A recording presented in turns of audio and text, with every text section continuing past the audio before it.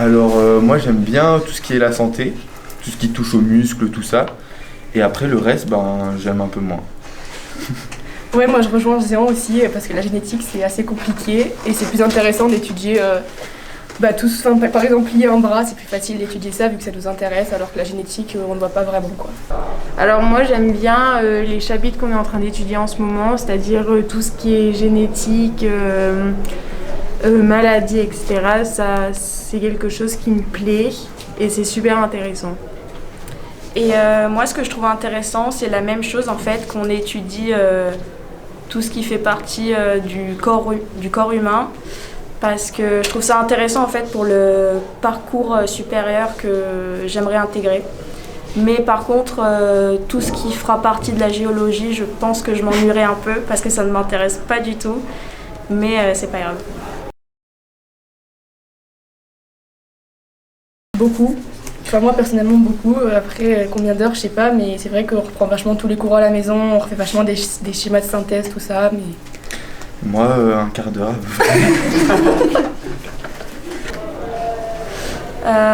Personnellement, je dirais que ça varie.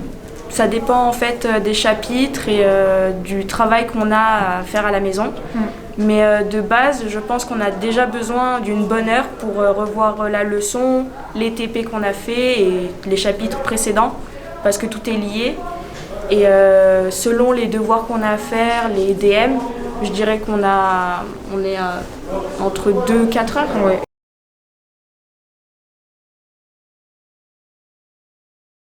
Moi oui, je vais être entraîneur ou prof de sport, donc ça rejoint tout à fait ce que je veux. En plus je fais du sport, donc ça m'intéresse vraiment. Et moi je sais pas ce que je veux faire encore, du coup je sais pas. Alors oui, moi je voudrais faire kiné, donc c'est sûr que ça va avoir un lien avec tout ce qu'on fait. Ensuite, oui. Et moi du coup je me demande encore, mais ce qui m'intéresserait là pour l'instant ce serait de partir vers de la médecine, donc oui clairement j'ai besoin de l'aspect SVT pour continuer.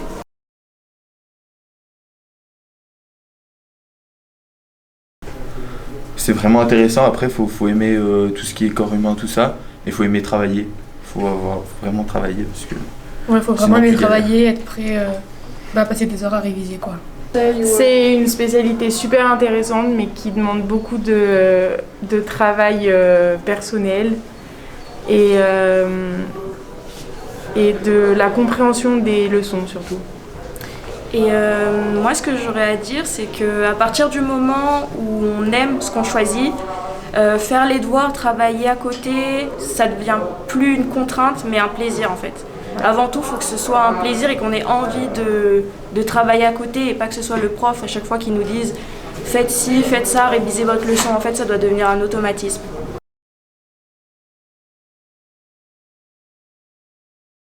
C'est un programme qui est très axé sur la biologie humaine. Donc ça prépare, il faut être clair avec la réforme, c'est très bien adapté au parcours santé.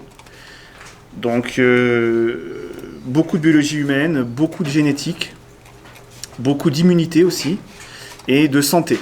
Voilà. Alors il y a un volet géologique qui est important en première, qui dure environ 1 mois et demi, et qui dure plus que 3 semaines en terminale. Donc le volet géologique a été réduit par rapport aux années précédentes, à l'ancien programme. Et le volet, donc je répète, génétique, immunité et santé a été augmenté. Et effectivement, on va loin, c'est difficile. Voilà.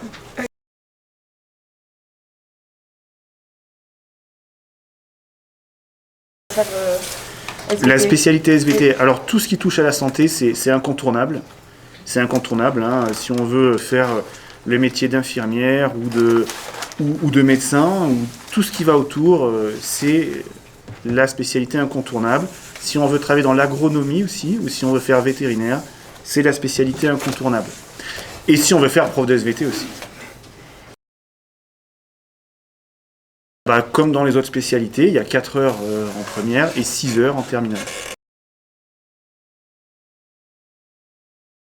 Le temps d'heures de travail à la maison, je pense que c'est valable dans toutes les spécialités, mais la réforme a été conçue ainsi que les spécialités sont vraiment un enseignement d'exploration qui est difficile. Moi, je peux parler que pour ma spécialité à moi. Et donc,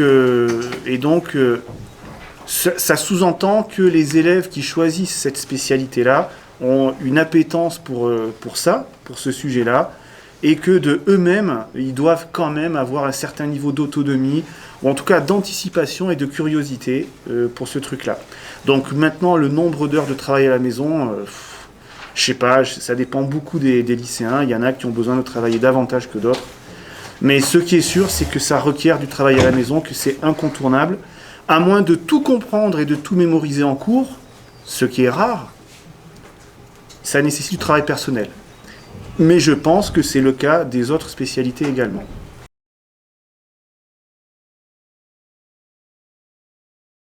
Alors les compétences requises, il faut avoir un bon niveau de logique et de réflexion. Il faut être rigoureux et avoir un esprit scientifique. Un esprit scientifique, c'est-à-dire un esprit déductif et un esprit de rigueur. En plus, en SVT, d'avoir une assez bonne mémoire.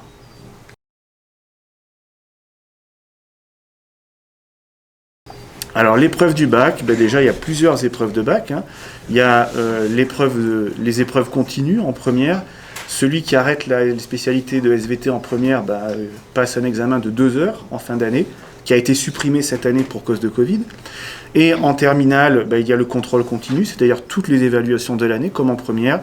Mais il y a aussi une épreuve terminale qui a lieu en mars, qui a été annulée cette année pour cause de Covid, mais qui aurait eu lieu le 15 mars, le 15 et le 16 mars, une épreuve de 3h30 qui a la même durée que l'épreuve avant la réforme, donc 3h30 d'évaluation, et qui se divise en 2 exercices différents. C'est 2 figures de style différentes. Un exercice auquel il faut consacrer environ 1h03, qui est une restitution organisée de connaissances, donc il faut bien savoir son cours, et il faut savoir faire un exposé très pédagogique. Donc ça, c'est... voilà. Et la deuxième épreuve, c'est une épreuve sur document, où c'est pareil, il faut répondre à un problème scientifique en allant piocher et en allant extraire des informations. C'est une épreuve de haut niveau. Ok. La plus grande difficulté que je vois, moi, chez les lycéens, c'est que une grande partie d'entre eux n'arrivent pas à comprendre les mécanismes qu'on enseigne. Et l'autre grande difficulté, c'est d'avoir cet esprit de synthèse et d'essayer de prendre du recul sur ce qu'on enseigne pour le réinvestir dans les autres chapitres. Donc c'est ce qui est vraiment le plus difficile en spécialité de SVT.